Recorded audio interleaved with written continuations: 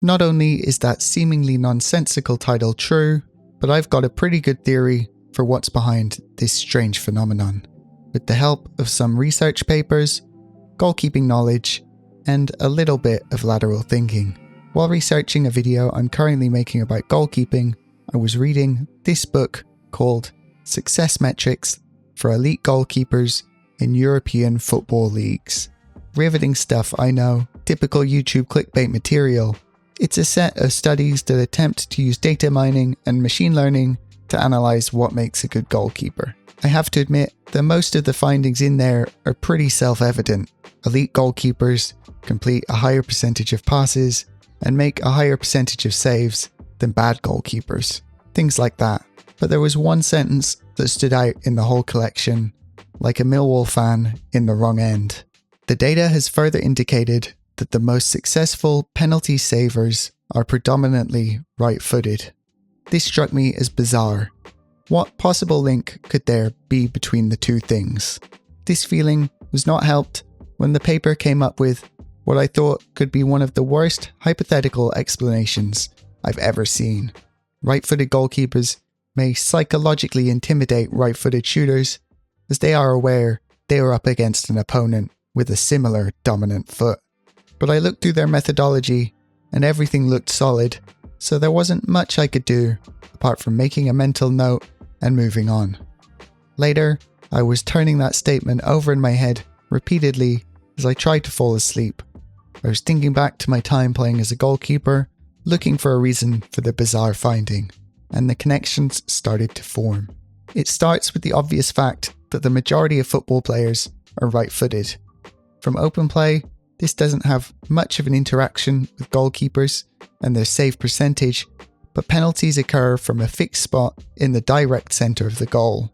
This means that the penalty taker has full control over where he wants to hit the penalty. Traditional goalkeeping wisdom, when I played the position, was that it's easier for the taker to strike the ball across their body rather than opening up and slotting it into the opposite corner. So a right-footed player is more comfortable hitting it to the left side of the goal and vice versa for left-footed players.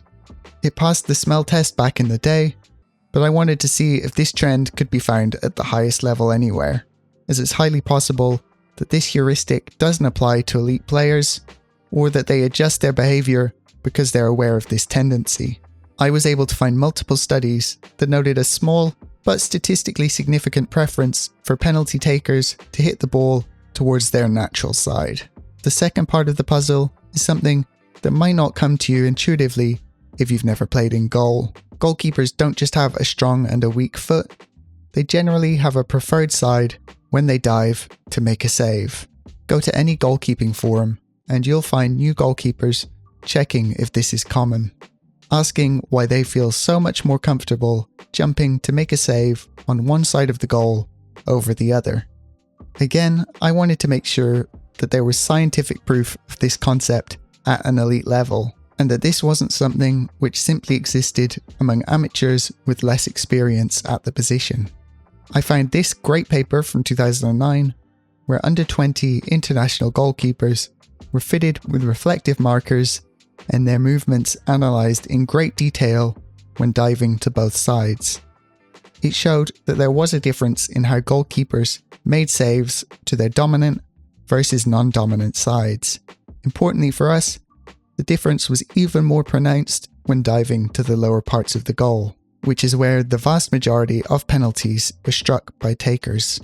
These are also the penalties that have been proven to be the most savable for a goalkeeper, so they are going to have an even greater effect on save percentage. When a keeper dives to the lower part of the goal on their non-dominant side, they are estimated to be about 0.14 seconds slower than when diving to their dominant side. This may not seem like much of a difference, but considering the average penalty gets to the keeper in about half a second, this is a difference of nearly 30% of the available time to react. So if you put all of this information together, the majority of penalties that a goalkeeper faces are going to be struck towards the right-hand side of the goal from the keeper's perspective. So this gives right-footed goalkeepers an advantage when given a large enough sample size. as they are going to be facing more shots towards the side they can get across to quicker and more efficiently. Now realistically, this won't come into effect in the average penalty shootout. A good goalkeeper who is left-footed will still likely have a better chance to save an individual penalty than a bad one who is right-footed. Still, it's a very interesting and unintuitive fact to discover, one that's possible to extract from a large sample size of penalties in a study like this. And I think that my hypothesis for the reason behind it is slightly more plausible compared to the same footedness, Pokemon-style intimidation interaction proposed by the authors of the original paper. If you'd like more videos in the future about a random footballing topic that's wormed its way into my brain, then please consider subscribing and like the video if you enjoyed.